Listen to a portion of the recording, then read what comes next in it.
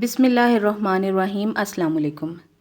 उम्मीद है कि सब अपने घरों में खैर खैरियत से होंगे। अल्लाह ताला हम सब को अपने हिफ्ज़ व अमान में रखे, अपनी रहमतों के साए में रखे, करम हम सब पर फरमाए, आमीन। आज आपको स्टार्टिंग में मैं दिखा रही हूँ कि प्याज कट रहा है। तो ये प्याज जो है हलीम की तैयारी हो रही थी। आप ही हलीम का डब्बा लाई थी और उन्होंने कहा था कि आज आप मुझे बना के दोगी। मैंने हलीम पहले कभी भी नहीं बनाया, एक बार शायद बनाया था तो वो इतना अच्छा नहीं बना था।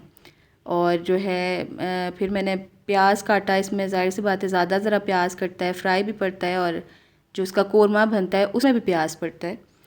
तो आधा प्याज मैंने काटा था और आधा जो फ्राई के लिए था वो जो बाद में पड़ता है वो अम्मी ने काट के दिया था, क्योंकि मेरी आंखों से इतना पानी निकला था और इतनी जलन शुरू हो गई थी कि मैंने थोड़ी देर बैठी थी, गैप लिया था और फिर उसके बाद मैंने बनाना शुरू किया था। तो अम्मी ने कहा कि बाकी प्याज रहने तो वो मैं काट दूँगी। फिर मैंने स्टार्टिंग ले ली थी कि जल्दी ली थी कि आप ही जो है उन्होंने रहना नहीं था, उन्होंने चले जाना था, इसलिए फिर मैंने कहा कि ज़रा जल्दी जल्दी भांजे ताकि पता चले कि बना कैसा है। और फिर प्याज फ्राई किया और उसके बाद उसमें लहसुन अदरक चिकन डाला और फिर उसके बाद जो उसी के डब्बे का होता है मसाला वो डाला। लेकिन वो इतना ज़्यादा नहीं होता, उसके अलावा भी मसाला डालना पड़ता है, क्योंकि हम लोग ज़रा मिर्च वगैरह उनके हिसाब से ज़्यादा खाते हैं जो डब्बे में डलता है। आप ही ने मुकम्मल मेरे पे नहीं छोड़ा था कि वो बेचारी साथ आ आके मेरी हेल्प कर रही थी और फिर उसके बाद वो देख भी रही थी। मैं उनसे बार बार पूछ रही थी तो वो बता भी रही थी मुझे।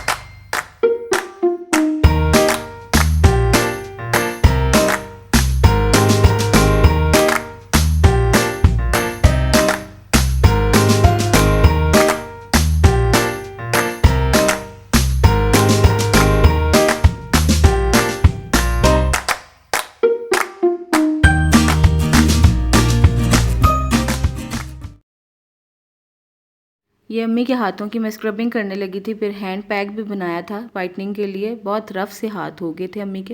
पे मैंने देखा था कि जो रेड लेंटिल्स होती हैं, जो मसूर की दाल होती है, उससे पीस लेते हैं, फिर उसके बाद उसमें कोकोनट ऑयल डालते हैं, 1 चम्मच होती है वो, और 1 चम्मच ही कोकोनट ऑयल होता है। और उसके बाद इसकी स्क्रबिंग करें तो ये बहुत अच्छी होती है हाथों की स्क्रबिंग के लिए, पाँव के लिए बहुत ज़्यादा अच्छी होती है। पहले स्क्रब करना होता है, फिर उसके बाद इसका पैक बनता होता है। तो ये जो है मैं स्क्रबिंग कर रही थी, अम्मी के हाथ बहुत ज़्यादा रफ़ से हो गए थे, इसलिए मैं अम्मी जो हैं वो मेरी बचपन से ही मॉडल हैं। मैं मेकअप भी करती होती थी बचपन में, तो अम्मी को आगे मॉडल बना लेती थी। और अब जो है अभी भी जो भी मैंने करना होता है, अभी मुझे ख्याल भी होता है अम्मी का कि मतलब अम्मी के हाथ वगैरह सही हों, फेस पे भी लगाती रहती होती अम्मी को।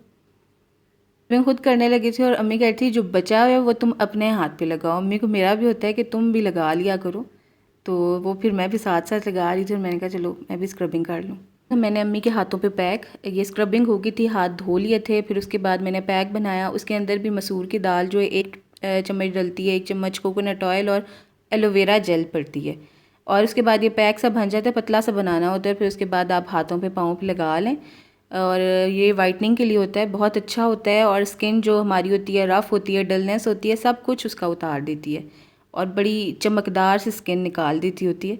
अगर आप लोग ट्राई करना चाहें तो ज़रूर करिएगा, ये बहुत अच्छा होता है। और जब स्क्रबिंग करते हैं तो आपको अपने हाथ इतने सॉफ्ट फील होते हैं ना, लगता है कि जिस तरह किसी बच्चे के हाथ हैं, इस तरह के हाथ होते हैं। स्क्रबिंग सिर्फ 5 मिनट के लिए करनी है, उसके बाद हाथ धो लेने। और जो पैक बना के लगाना है ये 20 मिनट के लिए लगा ही रखना है और फिर उसके बाद हाथ धो लेने हैं। बेशक साबुन से धोना चाहते हैं या हैंड। पैक के बाद के अम्मी के हाथ हैं, आप लोग देख सकते हैं कि ये साफ़ कितने ज़्यादा हो गए थे और इसमें शाइन बहुत ज़्यादा आती है।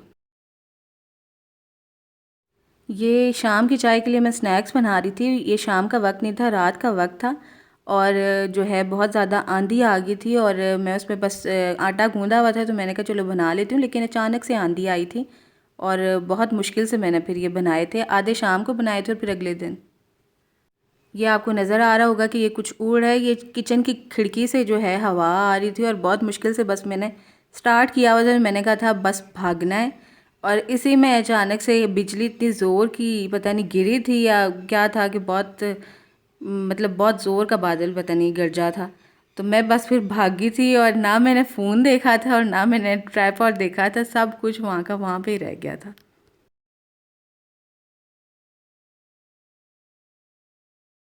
ये आंधी वाले दिन ही हमने आइसक्रीम खाई थी। हमने भाईजान से मंगवा ली थी। आपी भी आई हुई थी, रात को रही थी तो अम्मी बार बार बोली जा रही थी कि अगर किसी ने खांसी की या छींक मतलब ली उसको आई ना तो फिर मैं छोड़ूंगी नहीं। और अम्मी ने बिल्कुल भी नहीं खाई थी। हम अम्मी को कह रहे थे कि अम्मी थोड़ी सी तो टेस्ट करें। अम्मी कहती थी बिल्कुल भी नहीं।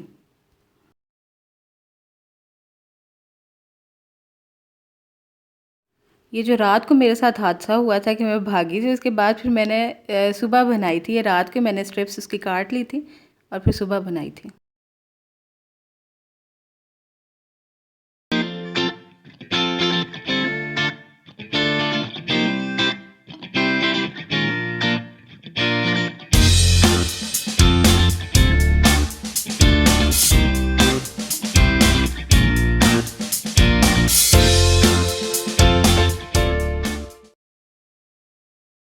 ये बालों के लिए मैं हेयर ऑयल बना रही थी। इसमें एलोवेरा ज़्यादा डालनी है, कोकोनट ऑयल डालना है और उसको पकाना है, अच्छा सारा पकाना है और फिर ऑलिव ऑयल डालना है। तक डालना है जब कोकोनट और एलोवेरा जो है वो सही तरह पक जाएंगे, एक दूसरे में मतलब जज्ब हो जाएंगे और फिर उसके बाद जब थोड़ा सा देर रुकना है, चूल्हा बंद कर देना है और फिर उसके बाद ऑलिव ऑयल डालना है। कोकोनट ऑयल में बिल्कुल भी इसको पकाना नहीं है, बस चूल्हा बंद करके अंदर डाल देना है।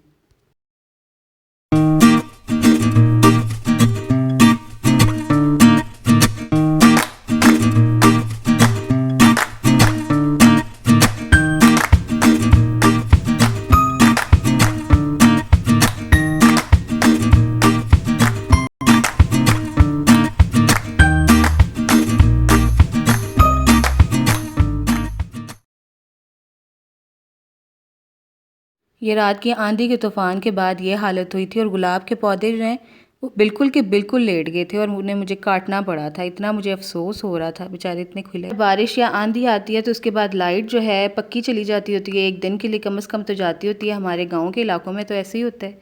मैंने सोचा फ्रिज साफ़ कर।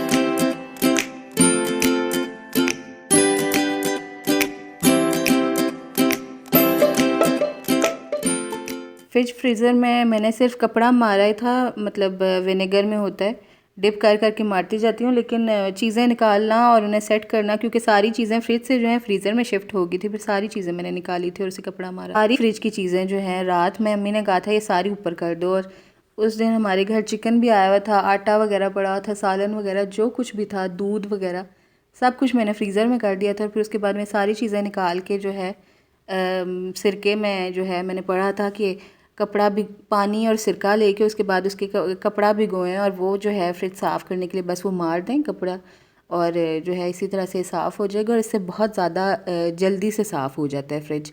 उसके जो दाग वगैरह होते हैं जल्दी से उतर जाते होते हैं। और मैंने कहा लाइट नहीं है तो फिर इससे यही फ़ायदा उठाया जाए कि अब जो उसकी डीफ्रॉस्ट भी हो गया था, मेल्ट सारी बर्फ़ हो गई थी, मैंने कहा बस इसे साफ़ कर देती हैं। बस फिर उसके बाद मैंने साफ़ कर दिया था और बहुत ही प्यारा सा फ्रिज हमारा लग रहा था साफ़ होके।